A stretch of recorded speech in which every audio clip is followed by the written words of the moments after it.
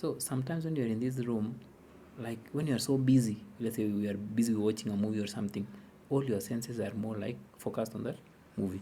So you may not really feel that smell as much. But let's say when you switch off that movie, and then now you're relaxed, what happens? You end up feeling the smell. So the smell was there, but you were concentrated on something else, or you are consciously focusing on something else. Same thing as this stress, which comes to the surface when you're relaxed. When you are busy working, you are busy doing a lot of things, you are like consciously distracting yourself, or your conscious part of your mind is kind of having these defense mechanisms that prevent you from seeing the, let's call it, original stress or the unprocessed stress.